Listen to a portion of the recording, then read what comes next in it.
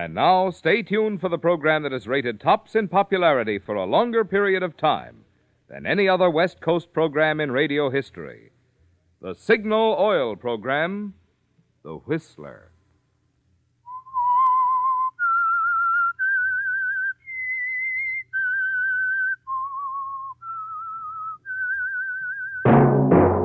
Signal, the famous Go Farther gasoline, invites you to sit back and enjoy another strange story by The Whistler.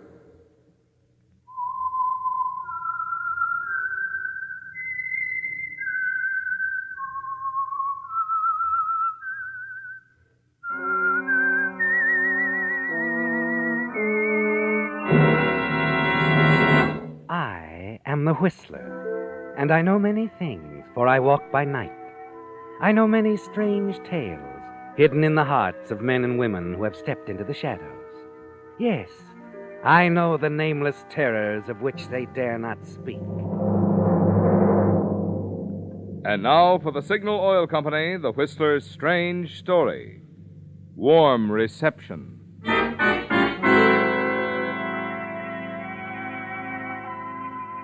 The settings seem usual enough. A train speeding through the night, winding serpent-like amidst the narrow passes and clefts of its mountain roadbed. And inside in the club car, everything was as usual, too. The low hums of conversation, a waiter moving among the passengers attending to their desires, the friendly arguments over who buys the next one. Bits of conversation like this. Yeah, but you ought to see this country in the daytime, Jones. Beautiful, this Northwest. I'd like to make it sometime. This night travel can get dull. Nothing happening. Nope. Whole train's just one big canasta game. Nothing really exciting going on at all. Nothing really exciting going on at all. No. Not unless one could peer into a compartment a few cars back. It's more than a card game there. It's a struggle between two men. A struggle over a knife. And then the train lurches. The grappling gamblers fall.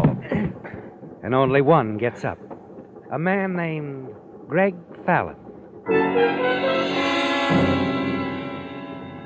Yes, Greg, he's dead. Your card game is really over, isn't it? And you needn't bother to cheat anymore to win. You can take it all. But there's something else you better do, isn't there? You'd better take your suitcase and get off the train before the body is discovered. It's slowing down now, going up a steep grade. But you'll have to hurry, Greg. Hurry.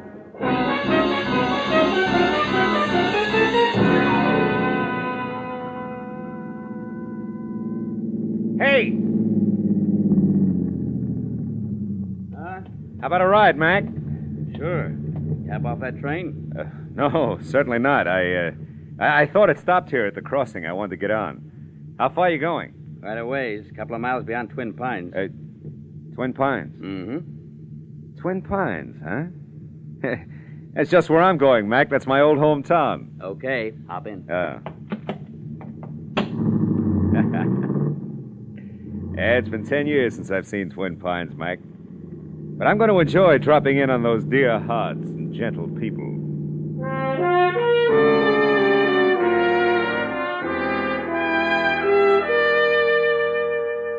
Yes, Greg, Twin Pines. It's been 10 years since you left, a short time after getting out of school. Twin Pines. Perhaps it's fate, Greg. You knew you were scheduled to pass through your old hometown, but you didn't realize you were so close. It might be just the spot you're looking for. It's almost midnight when the driver drops you off on the main street. Most of the stores are closed, but there's still the old hotel and Steve Giannacco's restaurant. You decide to drop in on Steve for a while, and you're pleased at the welcome you receive, not just from little Steve, but from several other old acquaintances you meet inside. 2 hours slip by, and when you finally check in at the hotel across the street, you feel a warm glow from the combination of spirits and small talk at Steve's. Yes, Greg. Settling back in the bed, you reflect that your surprise homecoming is a pleasant one. And somehow you're due for a change in luck.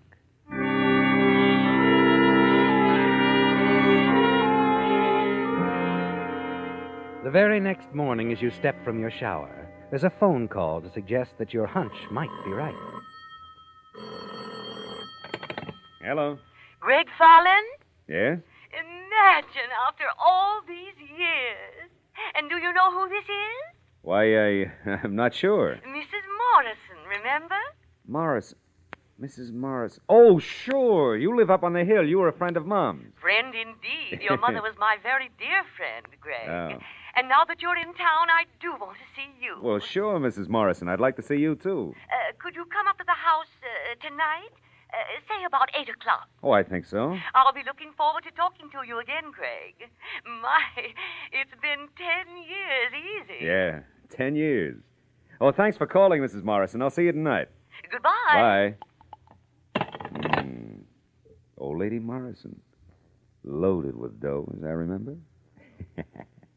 Will I be there?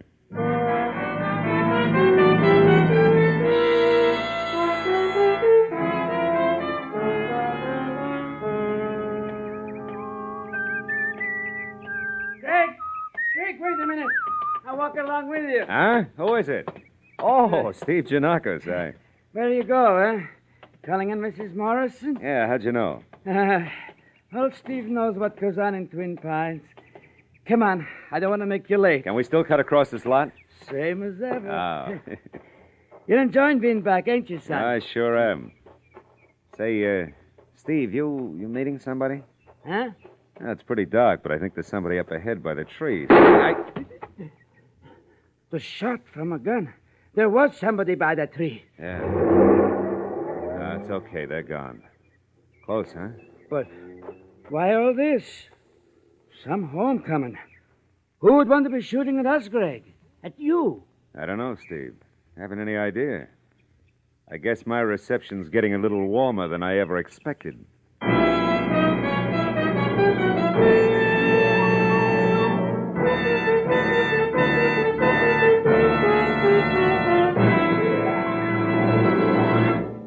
Do you believe in magic? Whether you do or not, here are some tricks that'll open your eyes. The ingredients: 1 car, your car, and some Signal ethyl gasoline. Combine the two. Then jump behind the wheel and let your accelerator foot take over from there. As you pull away from the curb, you'll feel magic in the way Signal ethyl pep propels you forward. As you point your car up hills that used to call for shifting, you'll hear magic in the way Signal ethyl transforms pings into purrs. And when you start your car on cold mornings, you'll see it spring to life instantly, as if touched by a magic wand. Want to know the secret of this driving magic? Signal ethyl, the premium quality of Signal's famous Go Farther gasoline, is engineered to bring out the best in any car. So you don't have to be a magician to enjoy magic performance like this. All you have to do is drive into a Signal service station and fill up with Signal ethyl.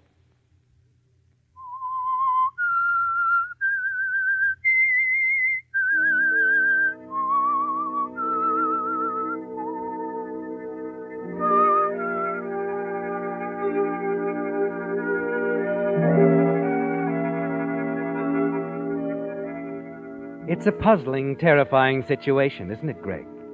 Your chance visit to your hometown after the accidental killing of a gambling companion on a train. Everything was going beautifully, with old friends welcoming you, showing pleasure at your return, until a few minutes ago, while passing through a vacant lot on your way across town to old Mrs. Morrison's. You were almost the victim of a mysterious gunman, weren't you? Yes. And now, arriving at Mrs. Morrison's, it's still on your mind as you wonder who tried to take your life. Mrs. Morrison smiles as you enter, rises to greet you, and then... Surprise! Oh, Greg, you are surprised, aren't you? Why, it's wonderful, Mrs. Morrison. Go on, meet them all. Talk to them. Your old boyfriends from school, your best chums, and even an old girlfriend or two. Yeah, so I see.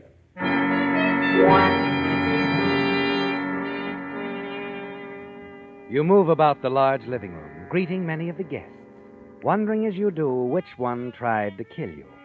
Because you reason it must have been that way. Only Mrs. Morrison, Steve, and the people at the party knew you were coming here. It had to be someone in this room, because Steve was with you and the shot was fired. Someone, Greg. But who? You talked to them all, wondering and asking. And then Doris Edwards. Odd how you somehow end up in the garden with her, isn't it? Or is it so odd, Greg? Well, Doris, it's been a long time. Huh? Uh-huh. 3 husbands ago. Free and clear now? Quite. My last husband, Roger, got the flu. Oh. A very bad case. He died. He died. Roger, huh? Roger. Oh, you don't know him, an out-of-towner. Oil and bonds. He left me some money. Oh? I noticed you were puzzled by all those people inside. I mean, you almost seemed to be wondering why some of them were here. Oh, no, I was just curious about them, I guess.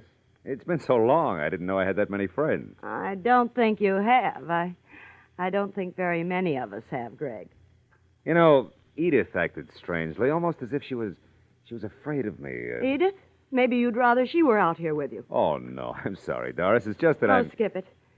And if you must know, Edith acts strange all the time, ever since her sister was killed. Her sister? Nearly 10 years ago. Just about the time you left town. Laura? Yes, George Winton's wife. She was murdered. They found her body behind the depot. Oh. People talked about it for years. I guess that's one date they'll always remember. December 2nd, 1940.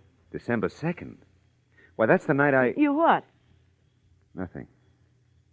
Funny I never heard about it. I didn't know Laura was dead. Can't we get back on a more pleasant subject? What? Oh, not now, Doris. I really think I should go inside. Mrs. Morrison might be wondering about me. You know something? I'm wondering about you myself. All right, come on. To be continued,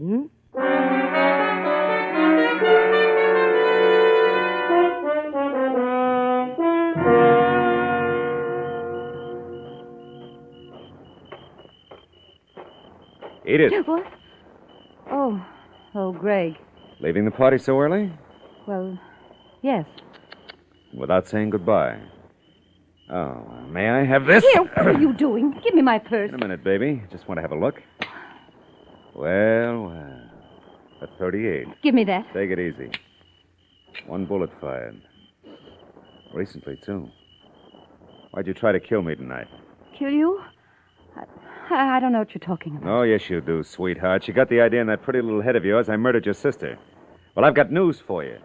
I didn't even know about Laura, what happened to her, until a few minutes ago. You're lying. You knew about us, didn't you? About our little romance behind George's back. Yes. Yes, and I know she was with you the night she was killed. Well, if you were so sure, why didn't you tell the police? They could have found me. I wasn't hiding. I didn't want to disgrace her memory. That wouldn't have brought her back. Besides, I always knew you'd come back. Someday. You figured you could take care of me by yourself. Yes. You're wrong, Edith. The last time I saw Laura, she was mad but very much alive. I'm supposed to believe that? I can prove it. If old Mr. Mayberry is still ticket agent at the railroad station. Is he? Well, yes. Well, Laura was with me when I bought my ticket that night. And we never left the station until I got on the train. Mayberry knows that. Oh, I see. Here. Here's your gun. Still loaded. Go ahead, pull the trigger. Greg. Oh, sure. Now run on home like a good little girl, huh? Forget it.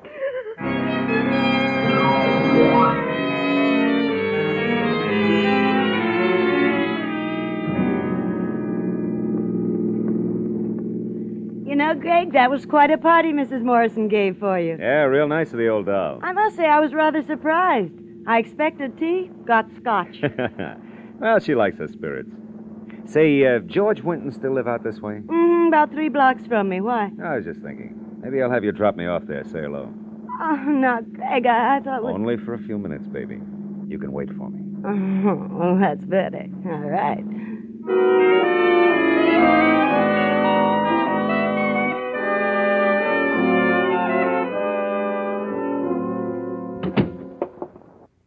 Surprised to see me, George? No, not exactly. I heard you were in town.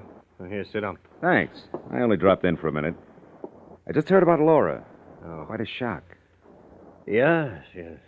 Seems I was probably the last person to see Laura alive. Outside of the murderer, that is. What? Yeah, I had a date with her the night she was murdered. You? Oh, then it was you. Me? She was... Yeah. Sit down, George. Relax. I'm going to fill you in on some facts. Yeah, I'm the guy that she was playing around with. Oh, why are you telling me this now? This the reason you came back to Twin Pines? Uh-huh. I told you I didn't find out what happened to Laura until Mrs. Morrison's party. When I learned that Laura was killed the very night I left. Not long after she saw me off on the train. I got to thinking, George. I remembered seeing a guy hanging around the depot. You. Me? Oh, that's ridiculous. No. I saw you all right while I was telling Laura goodbye, and I remember how glad I was leaving. I knew you'd have a scene with Laura. Apparently you did. A violent one. No, I tell you Come you're... off it, George. Laura told me many times you were beginning to suspect her. She even wrote me letters suggesting we change our meeting place. She was afraid you'd kill her if you found out about us. She wrote all that down in her letters. I still have them. What are you going to do with them? Well, I suppose I could turn them over to the police, huh? Tell them what I know. But then it just so happens I find myself temporarily pressed for some ready cash, George. Do you suppose you could advance me a couple of grand? So that's it. No, I won't do it. You won't get a cent. Bank opens at 10. Just slip a few bills in an envelope and drop it off for me at the hotel, huh?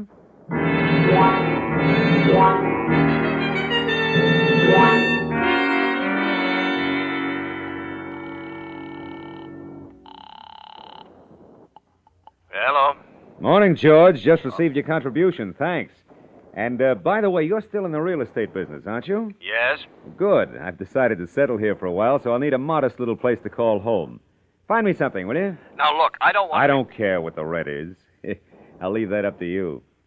All right. I'll see what I can do. Good. You know, when I decided this morning about renting, you were the first man I thought of. Yeah, I'm giving you the business, George.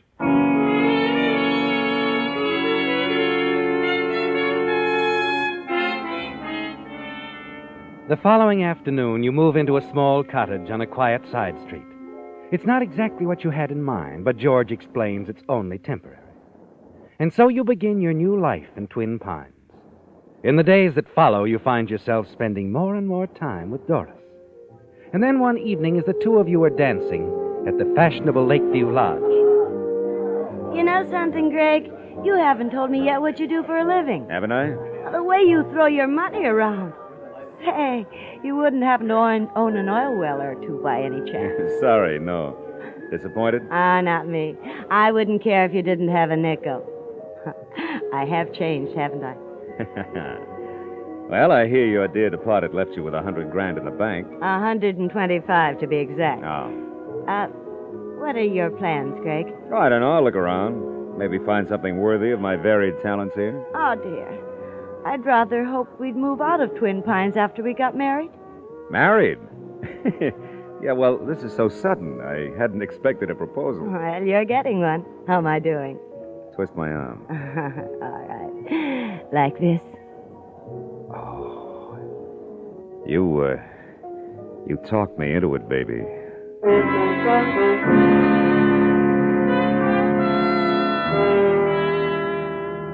It's fantastic, isn't it, Greg, the way things have turned out?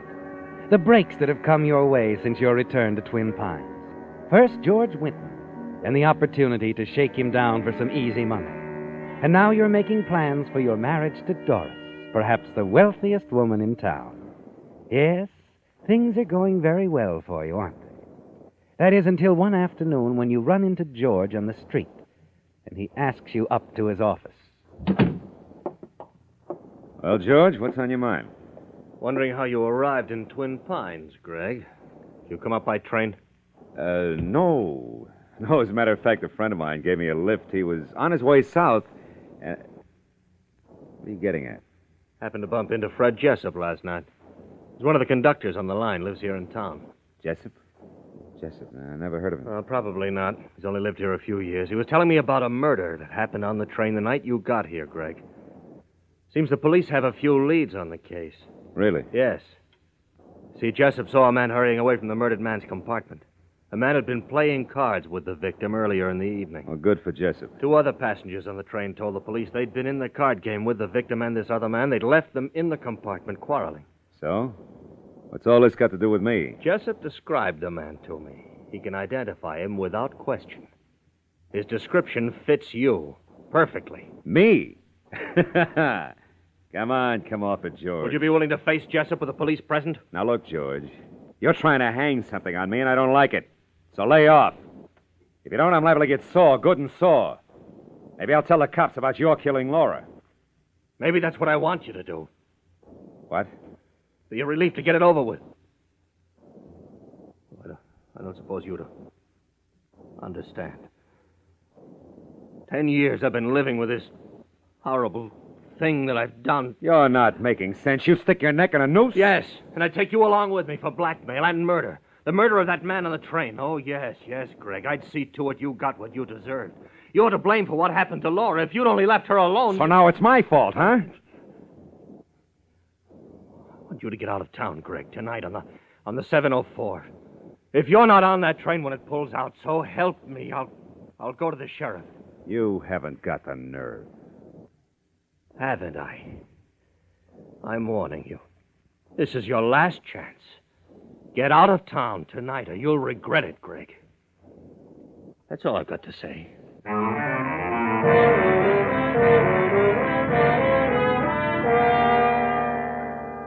He means it, doesn't he, Greg? He'll turn himself in, and you too, if you don't leave Twin Pines tonight. Still, there's Doris. You don't want to leave her and her money. Back at the cottage, you pace the floor, wondering what you must do. By nightfall, you've reached a decision. You take the .45 automatic out of your suitcase, slip it into your pocket, and hurry downtown to George's office. The lights are still on. You hurry around to the parking lot in the back, and in the shadows, you wait.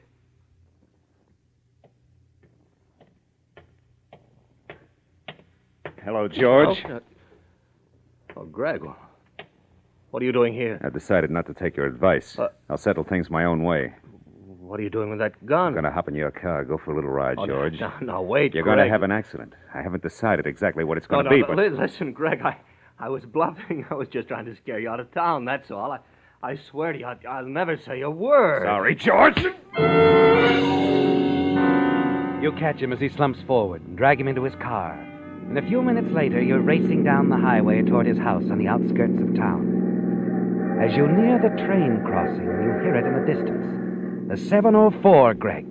In a few minutes, it'll round the bend, reach the crossing. That's it, the train. Yeah, it's the perfect setup, George, for your little accident.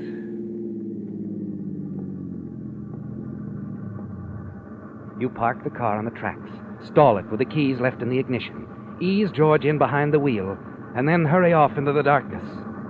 100 yards away, you turn and wait.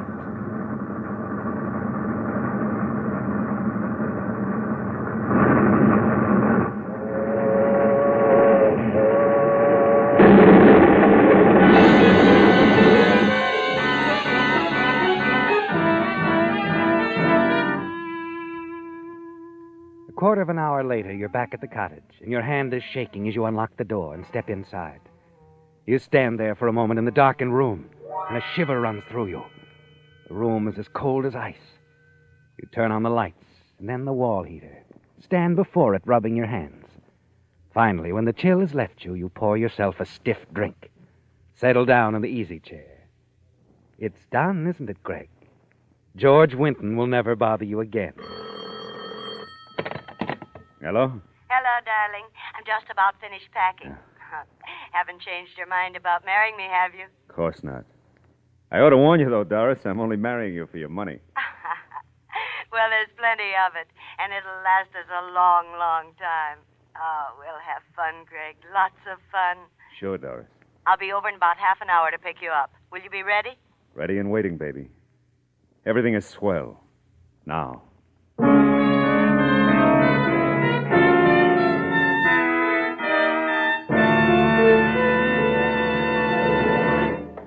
From the outside, all automobile batteries look pretty much alike, but it's what's inside that counts. And inside new Signal Deluxe batteries is an engineering advance so drastically different, so vastly better, it has been called the greatest battery improvement in 20 years. I'm talking about Signal's microporous all-rubber separators, which hold twice as much acid solution between the plates. As a result, Signal Deluxe batteries assure drivers two big advantages. One, up to 35% more power for quicker cold weather starting, and to take care of the many electrical devices on today's cars. And two, such long life, Signal guarantees these rugged batteries for a full 30 months on a service basis. That means extra low cost per day, even lower when you consider the trade-in allowance Signal dealers are giving for old batteries, and liberal credit terms are available. So play safe to be sure of dependable, trouble-free performance now and for a long time to come. Get today's extra long life battery, the Signal Deluxe battery.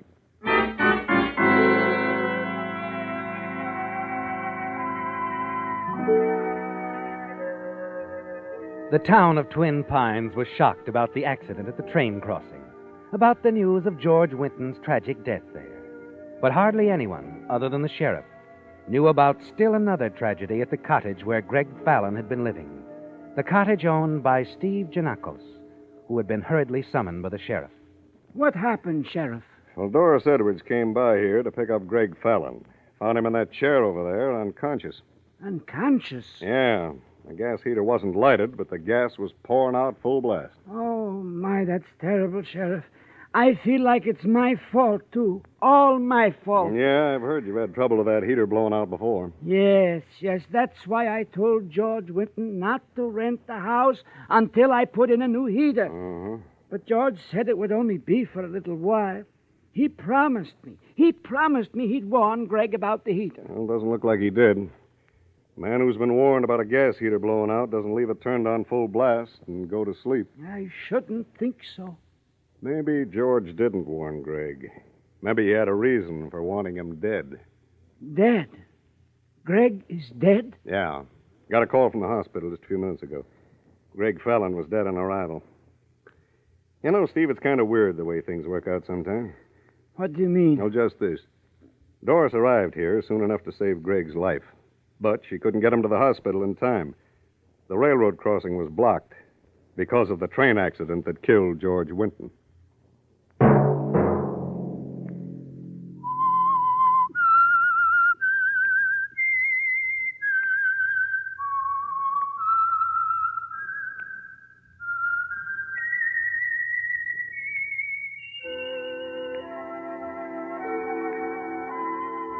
Let that whistle be your signal for the Signal Oil program, The Whistler, each Sunday night at this same time. Signal has asked me to remind you that for many boys in the service away from home, for many underprivileged children, for many families less fortunate than you, this Thursday will be a happier Thanksgiving Day, thanks to your gift to the community chest.